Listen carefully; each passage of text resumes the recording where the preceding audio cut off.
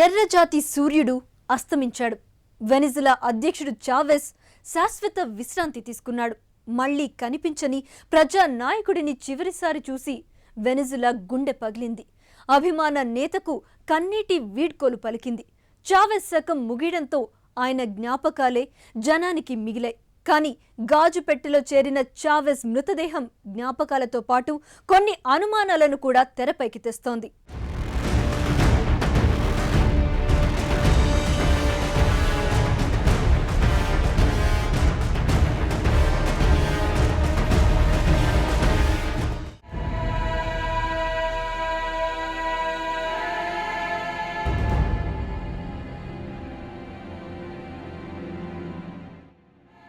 Hugo Chavez చనిపోయారు.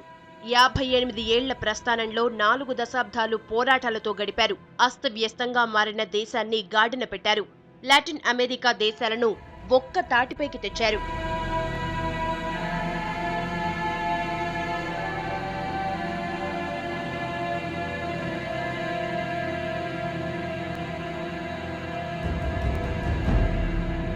మార్చి 6 ఉదయం 4:30 కారకస్ hospital.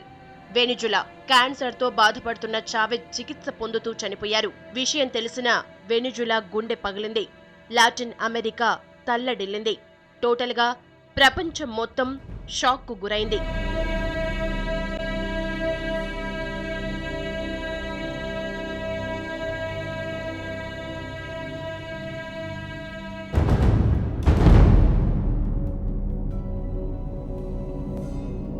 సరిగ్గా 3 నెలల క్రితం హ్యూగో చావెజ్ క్యూబా నుంచి క్యాన్సర్ జయించి తిరిగొచ్చారు. హాస్పిటల్లో ఉండే 4వసారి అధ్యక్షుడయ్యాడు. ఎన్నికల్లో గెలవడంతో పాటు మృత్యువును జయించి వచ్చిన చావెజ్ను చూసి వెనిజులా పులకించింది. ఆ దేశస్థులంతా సల్సా డాన్సులు చేస్తూ ఆయనకు ఘన స్వాగతం పలికారు.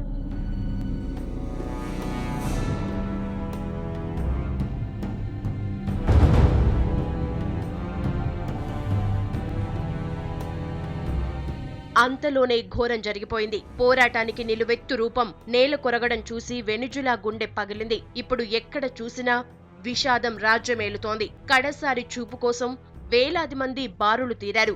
ప్రియతమ నేతకు కన్నీటి నివాళి అర్పించారు. కారకస్ మిలిటరీ అకాడమీలో అంత్యక్రియలు నిర్వహించారు.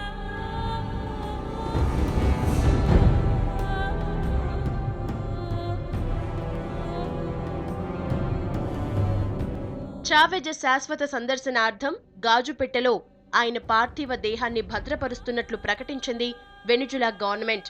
గతంలో కమ్యూనిస్టు యోధులు మావో, లెనిన్లను అభిమానుల సందర్శన కోసం అలాగే ఉంచారు. వాళ్లలాగే చావెజ్ పార్థివ దేహాన్ని అభిమానులకు అందుబాటులో ఉంచేందుకు ప్రయత్నాలు మొదలుపెట్టింది వెనిజులా.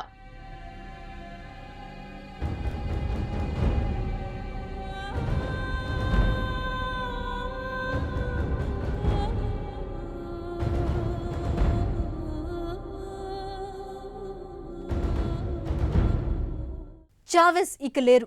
కానీ ప్రపంచం ముందు ఎన్నో ప్రశ్నలు మాత్రం మిగిలిపోయాయి. చావెస్ మరణం వెనుక కుట్రకోణం ఉందన్న అనుమానాలు పెరుగుతున్నాయి.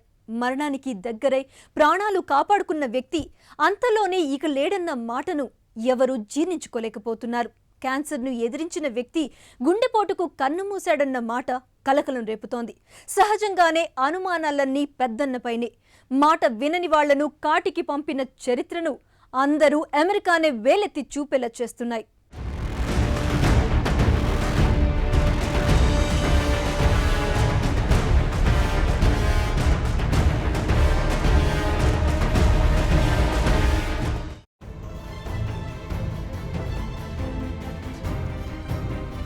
అమెరికా వైపు ఎవ్వరూ కన్నెత్తి చూడకూడదు. కమ్యూనిస్టు పదం వాళ్లకు వినిపించకూడదు. పెట్టుబడిదారీ విధానానికి అనుకూలమైతే ఏ దేశమైనా సుఖ సంతోషాలతో ఉంటుంది. లేకపోతే అంతా అల్లకల్లోలమే.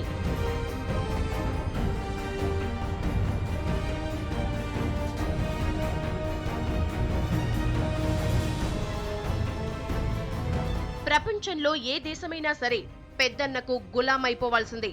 అంకుల్ శ్యామ్ను చూసి వణికిపోవాల్సిందే. తొత్తులుగా మారాల్సిందే. లేకపోతే సద్దాంలా వేధించి చంపుతారు. దాడి చేస్తే లాడెన్లా వేటాడి చంపుతారు. తమ ప్రయోజనాల కోసం ఏం చేసేందుకైనా సై అంటుంది అమెరికా.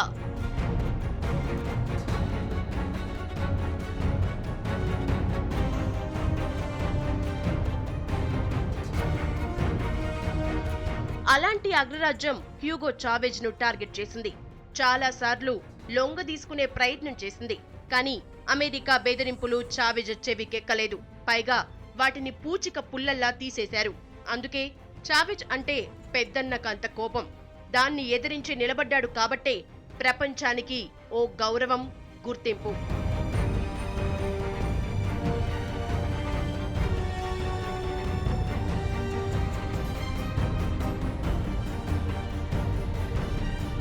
వెనిజులాను పెరటి గుమ్మంలా భావించే అమెరికా దశాబ్దాలుగా పెత్తనం చేస్తూ వస్తోంది. ఆయిల్ కోసం వెనిజులాను అల్లకల్లోలం చేసింది.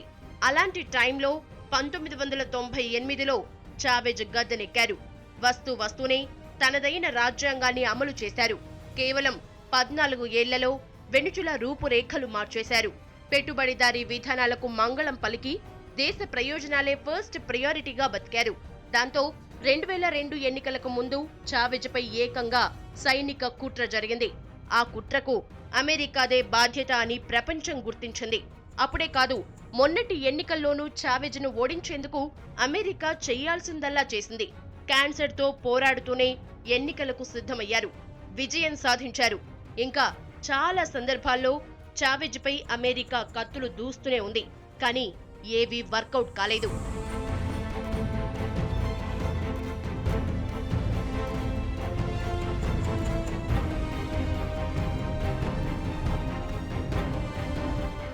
మూడు నెలల క్రితం క్యాన్సర్ నుంచి కోలుకున్నానని, గండం గట్టెక్కిందని హ్యూగో చావెజ్ స్టేట్మెంట్ ఇచ్చారు. త్వరలోనే వచ్చి పదవిని అలంకరిస్తానని అన్నారు. కానీ అంతలోనే చనిపోయారు.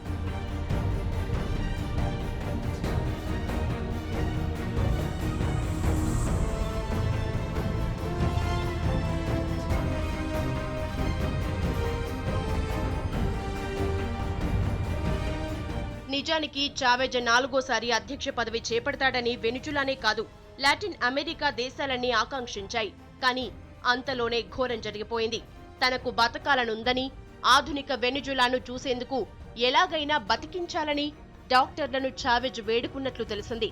క్యాన్సర్ కణితిని పూర్తిగా తీసేసిన లాస్ట్ మినిట్లో హార్ట్అటాక్ రావడంతో చావెజ్ చనిపోయారని వైద్యులు చెప్పారు. అంటే ఏదో కుట్ర జరిగిందని మాత్రం స్పష్టమైంది. దాన్ని ధృవీకరిస్తూ చావెజ్ వారసుడు నికోలస్ మదురో సంచలన కామెంట్లు చేశారు. చావెజ్ మరణం యాదృచ్ఛికం కాదు, కుట్ర జరిగిందని తేల్చేశారు.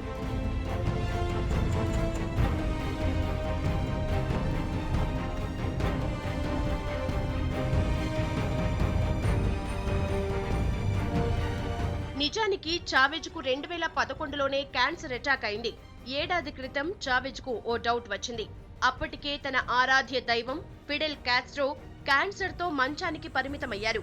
ఆయనతో పాటు మరో 4 లాటిన్ అమెరికన్ దేశాధినేతలు క్యాన్సర్ బారిన పడ్డారు.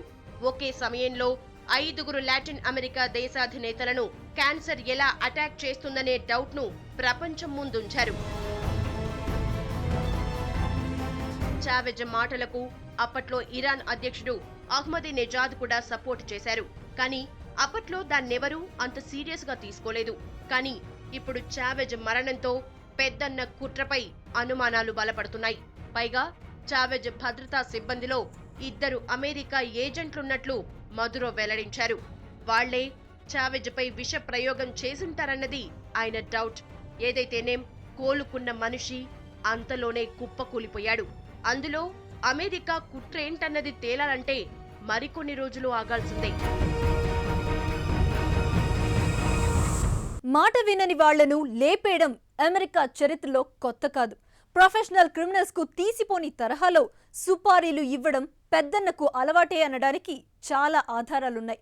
అనుకోని విమాన ప్రమాదాలు, అంతుబట్టని కారణాలు, డాక్టర్లకు అర్థం కాని రసాయనాలు, అర్థమైన దర్యాప్తు జరపని వ్యవస్థలు. అమెరికాకు ఎదురు తిరిగిన దేశాల అధినేతలకు పట్టిన గతి ఇదే.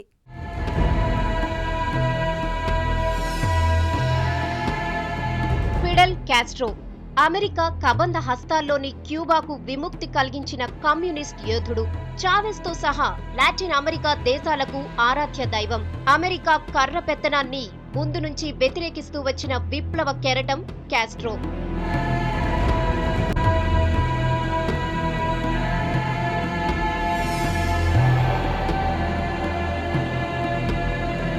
దాదాపు 5 దశాబ్దాలు క్యూబాను పరిపాలించాడు కాస్ట్రో. క్యూబాను తలెత్తుకునేలా చేశాడు. అలాంటి యోధుడు గత కొన్ని రోజులుగా అనారోగ్యంతో బాధపడుతున్నారు. అగ్రరాజ్యాన్ని ఒంటి చేత్తో ఎదురించిన కాస్ట్రో ఒక్కసారిగా అనారోగ్యం బారిన పడటం అనుమానాలకు తావిచ్చింది. కొన్నాళ్లు అజ్ఞాతంలో ఉంటూనే క్యూబాను కంట్రోల్ చేశారాయన. అయితే హెల్త్ పూర్తిగా సహకరించకపోవడంతో తన వారసుడిగా సోదరుడు రౌల్ కాస్ట్రోను క్యూబా అధ్యక్షుడిగా ఎంపిక చేశారు. కమాండర్ ఇన్ చీఫ్ పదవికి రాజీనామా చేశారు.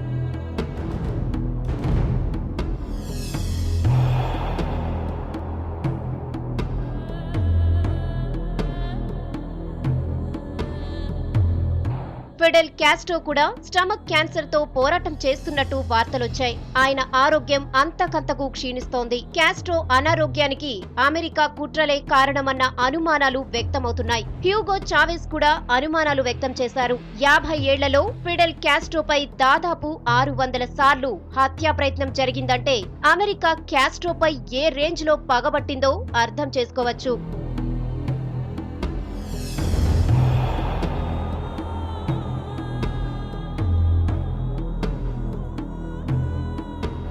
కాస్ట్రోతో పాటు క్యాన్సర్ కు గురైన మరో లాటిన్ అమెరికా యోధుడు రికార్డో మార్టినెల్లి పనామా అధ్యక్షుడిగా సేవలందిస్తున్నారాయన. పనామాలో కమ్యూనిస్ట్ లీడర్. లాటిన్ అమెరికా దేశాల్లో కమ్యూనిస్ట్ జెండాను రెపరెపలాడించేందుకు తన వంతు ప్రయత్నం చేస్తున్నారు. ఫిడెల్ కాస్ట్రో, హ్యూగో చావెజ్లతో పాటు రికార్డో కూడా లాటిన్ అమెరికా దేశాల కూటమి బలోపేతానికి కృషి చేస్తున్నారు. పైగా అమెరికాను సవాల్ చేస్తున్నారు. అందుకే రికార్డోను అంతం చేసేందుకు అమెరికా కుట్రలు చేస్తోందని, అందులో భాగంగా అనారోగ్యానికి గురి చేసిందన్న అనుమానాలున్నాయి.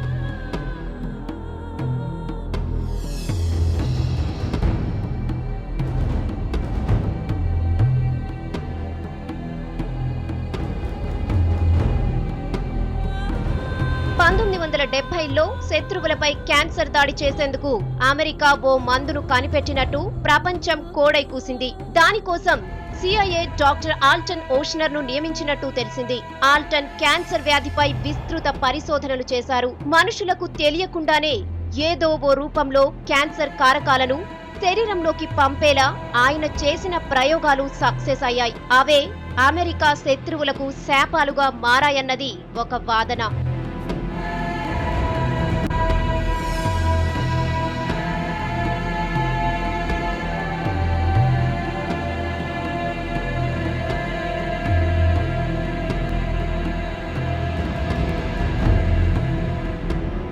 దాన్ని నిజం చేస్తూ సగం లాటిన్ అమెరికన్ దేశాధినేతలు క్యాన్సర్ బారిన పడ్డారు.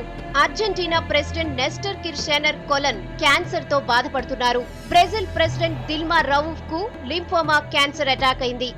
ఆమెకు ముందు బ్రెజిల్ ప్రెసిడెంట్ గా బాధ్యతలు నిర్వర్తించిన లూలా డా సెల్వా థ్రోట్ క్యాన్సర్ బారిన పడ్డారు. బొలివియా ప్రెసిడెంట్ యువో మోరల్స్ ను నాసల్ క్యాన్సర్ అటాక్ చేసింది.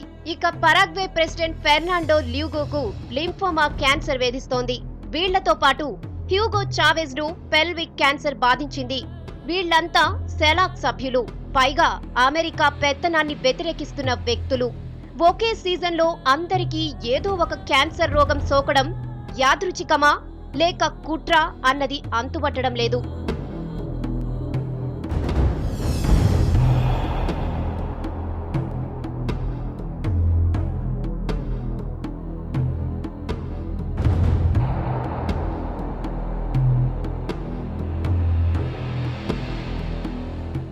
అమెరికా స్వేచ్ఛకు తనే పుట్టిల్లు అని చెప్పుకుంటుంది.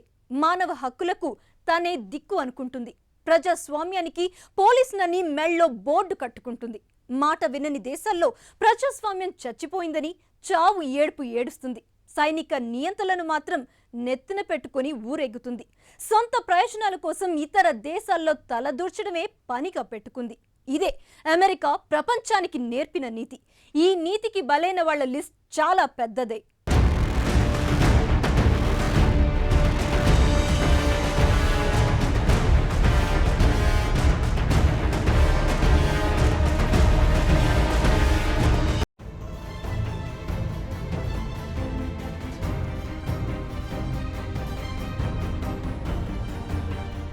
ప్రపంచం గుర్తించిన అమెరికా హత్యలివి. ప్రజాస్వామ్యం గురించి దొంగ ఏడుపు ఏడుస్తూనే తమ ప్రయోజనాలకు భంగం కలిగిందని భావించినా, ఎదురు తిరిగినా అంతు చూడ్డం అమెరికాకు మాత్రమే తెలిసిన నీతి.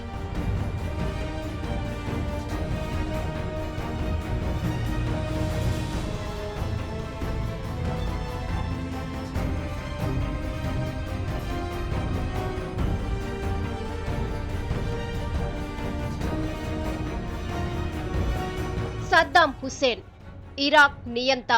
3 దశాబ్దాల పాటు ఇరాక్ను శాసించిన నేత. అమెరికాకు ప్రోగా ఉండటంతో పాటు పెద్దన్న ప్రయోజనాలను కాపాడుతూ వచ్చాడు. మధ్యలో ఏం జరిగిందో ఏమో, ఇరాక్ అమెరికా మధ్య సంబంధాలు చెడిపోయాయి. అంతే, ఇరాన్పై కత్తిగట్టిన అమెరికా ఏకంగా యుద్ధానికి దిగింది. టెర్రరిజానికి ఊతమిస్తున్నారంటూ వెంటాడి వేటాడి పట్టుకుంది. అమెరికాకు తీసుకెళ్లి చిత్రహింసలకు గురిచేసి మరీ ఉరితీసింది.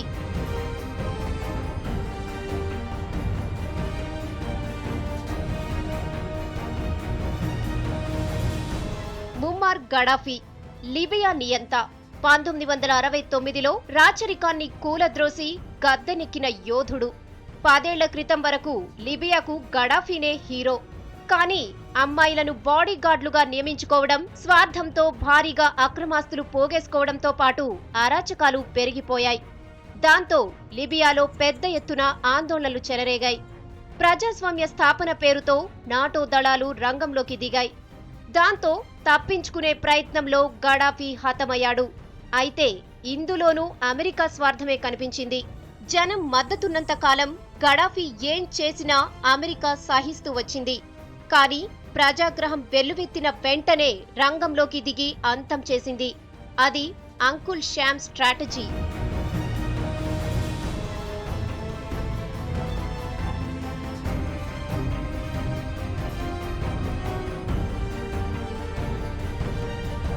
బిన్ లాడెన్ కథ అందరికీ తెలిసిందే. ట్విన్ టవర్స్ పై లాడెన్ గ్యాంగ్ దాడి చేసింది. దాన్ని 3Dలో చూపించి మరీ లాడెన్ను వెంటాడి వేటాడి చంపింది అమెరికా. నిజానికి లాడెన్ను పెంచి పోషించింది అమెరికానే అన్న విమర్శలున్నాయి. దాయాది దేశాల మధ్య చిచ్చు రాజేయడం కోసం టెర్రరిజాన్ని పెంచి పోషించింది. ఆయుధాలు అమ్ముకునేందుకే ఉగ్రవాదాన్ని ఎగదోసిందన్న విమర్శలను మూటగట్టుకుంది.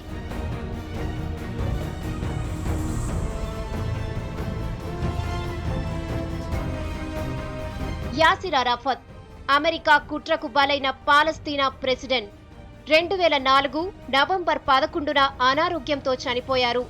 మిడిల్ ఈస్ట్ చే గువేరాగా పాలస్తీనా ఆశాకిరణంగా ఎంతో కీర్తి ప్రతిష్టలు సొంతం చేసుకున్నారు.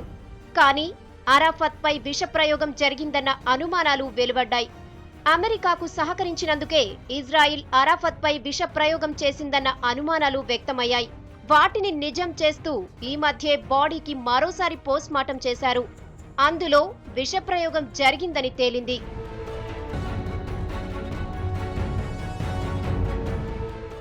మాట వినడం లేదన్న అహంకారం, తనకు అనుకూలంగా పనిచేయడం లేదని పగ, తన కార్పొరేటర్లకు రెడ్ కార్పెట్ వేయడం లేదన్న ఆరోపణ, తన సైన్యానికి షెల్టర్ ఇవ్వడం లేదన్న కసి, ఇవన్నీ కలిస్తే అమెరికాకు బలి అవసరం అవుతుంది. ప్రపంచంలో ఎక్కడేం జరిగినా అమెరికాను వేలెత్తి చూపించడం మామూలే.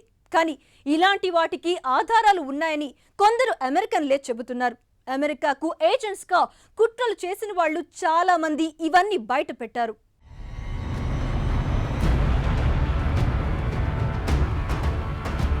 జెమిరోల్డో అక్విలేరా 1980లో ఈక్వెడార్ను గాడిలో పెట్టేందుకు ప్రయత్నించిన విప్లవ వీరుడు. ఈక్వెడార్ అధ్యక్షుడిగా ఎన్నికైన ఏడాదిలోపే విమాన ప్రమాదంలో చనిపోయాడు. అన్ని లాటిన్ అమెరికా దేశాల్లాగే ఈక్వెడార్లోనూ ప్రజా చైతన్యం వెల్లువెత్తింది. అభివృద్ధితో పాటు ప్రజాస్వామ్యాన్ని కోరుకున్నారు. అమెరికా పెత్తనం అప్పుడప్పుడే తగ్గుతోంది. ఈక్వెడార్లోనూ అదే జరిగింది. కానీ అది పూర్తవకుండానే అక్విలేరా కన్నుమూశాడు. సహకరించడం లేదన్న కసి ఒకటైతే ఎదురు తిరిగాడన్న పగ మరోటి. అందుకే విమానంలో విషవాయువులు ప్రయోగించి కుప్పకూలేలా చేసినట్లు అనుమానాలున్నాయి. దీనిపై జాన్ పెర్కిన్స్ అనే American confession of an economic hit man అనే బుక్లో ఆధారాలతో సహా రాశారు.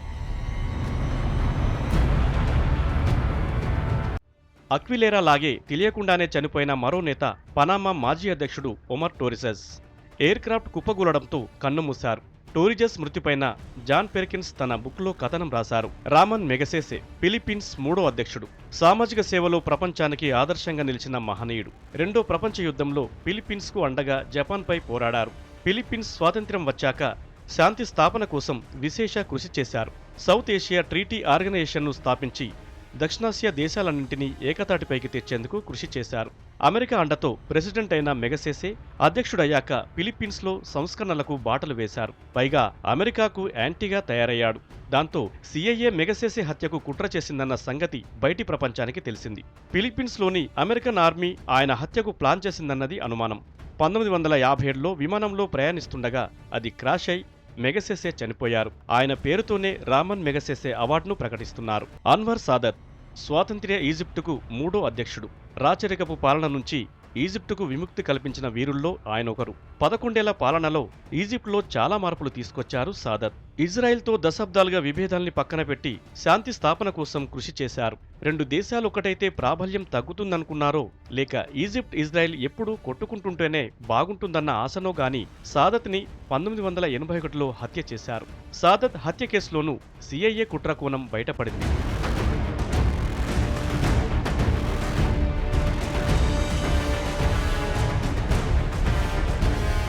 చేగువేరా ప్రపంచానికి రెవల్యూషనరీ ఐకాన్. అర్జెంటీనాలో పుట్టి లాటిన్ అమెరికా దేశాల్లో విప్లవాన్ని రాజేసిన గెరిల్లా యోధుడు. క్యూబాతో పాటు లాటిన్ అమెరికా దేశాల్లో విప్లవాలకు సారథ్యం వహించాడు.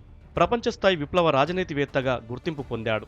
లాటిన్ అమెరికా దేశాల్లో విప్లవం తీసుకొస్తున్నాడన్న కసితో 1969లో సిఐఏ నిర్బంధించి చిత్రహింసలకు గురిచేసి మరీ చంపేసింది. చేగువేరాను చంపేశామన్న గుర్తు కోసం కేవలం చేతుల్ని మాత్రమే ప్రపంచానికి చూపించింది. బాడీ ఏమైందో ఇప్పటికీ తెలియలేదంటే అమెరికా ఏ రేంజ్లో అణచివేతకు దిగిందో అర్థం చేసుకోవచ్చు. కింగ్ ఫైజల్ 1960లో సౌదీ అరేబియా పగ్గాలు చేపట్టిన నేత. సంస్కరణలతో సౌదీని పరుగులు పెట్టించారు. గల్ఫ్ కంట్రీస్ను ఏకం చేసే ఆయిల్ ఎక్స్పోర్ట్స్ను కంట్రోల్ చేయాలన్న లక్ష్యంతో పనిచేశారు. దాంతో ఆయిల్ కంట్రీస్ ఎక్కడ యాంటీగా తయారవుతాయోనన్న భయంతో కింగ్ ఫైజల్ను హత్య చేయించింది అమెరికా. ఫైజల్ పైకి సోదరుడు ఫైజల్ బిన్ ముసాయిద్ను ఎగదోసిందన్న విమర్శలు మూటగట్టుకుంది. 1965లో ఫైజల్ను ముసాయిద్ తుపాకీతో పాయింట్ బ్లాక్ రేంజ్ నుంచి కాల్చి చంపాడు. ఆకలేస్తే పాము తన గుడ్లను తానే తింటుందంటారు. కానీ ఆకలి లేకపోయినా అమెరికా తన వాళ్లను కూడా మింగేస్తుంది అనడానికి పుస్తకాల కొద్దీ చరిత్ర ఉంది. పేజీలకు పేజీలు ఆధారాలున్నాయి. సొంత దేశంలోనూ స్వేచ్ఛ కోసం పోరాడిన వాళ్లను, సమానత్వం కోసం ఉద్యమించిన వాళ్లను బలి తీసుకున్న ఘనత అమెరికా సొంతం చేసుకుంది. అందుకే ఇతర దేశాల అధినేతల మరణాల వెనుక పెద్దన్న హస్తం ఉందంటే చాలా మంది మామూలుగానే అనుకుంటారు.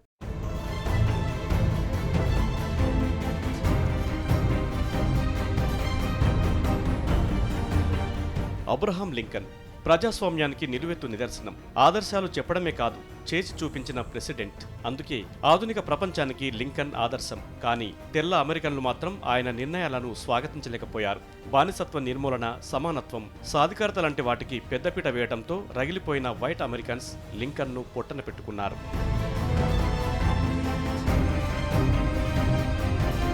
జాన్ ఎఫ్ కెనడీ అమెరికా మెచ్చిన ప్రెసిడెంట్లలో ఒకరు. కానీ కార్పొరేట్ సామ్రాజ్యంలో సంస్కరణలు తీసుకొచ్చే ప్రయత్నం చేసి హతమయ్యారు.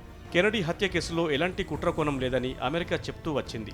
ఏళ్లుగా డాలర్ ముద్రణను ప్రైవేట్ సంస్థల చేతుల్లో ఉంది. దాంతో ఆర్థిక వ్యవస్థ గాడి తప్పుతోందన్న సంగతి కూడా తెలుసు. దాన్ని గవర్నమెంట్ చేతుల్లోకి తీసుకొచ్చే ప్రయత్నం చేశాడు కెనడీ. అదే హత్యకు కారణమైందన్నది ఓ అనుమానం. అంతకుముందు అబ్రహాం లింకన్ అదే ప్రయత్నం చేసి హతమయ్యాడు.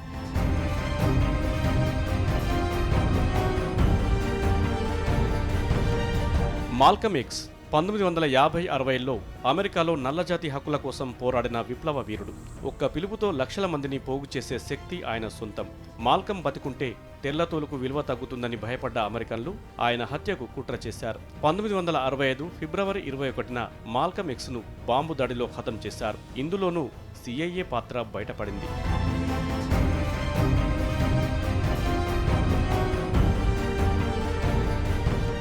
కార్పొరేట్ లాబింగ్ లోనే అమెరికా వ్యవస్థ మనుగడ, భవిష్యత్ ఆధారపడి ఉన్నాయి. అందుకే వీటి కోసం ప్రాణాలు తీయడానికి కూడా వెనకాడదు అన్న అప్రతిష్టను తన ఖాతాలో వేసుకుంది. దీనికి సమాధానం చెప్పే ప్రయత్నం కూడా అమెరికా చేయదు. ఆ అవసరం ఉందని కూడా అనుకోదు. అందుకే అమెరికా శత్రువులు ఎముడికి కూడా తెలియకుండా కాలంలో కలిసిపోతుంటారు. వాళ్ళ మరణాలు మిస్టరీలుగానే మిగిలిపోతుంటాయి. ఇది V6 స్పాట్లైట్.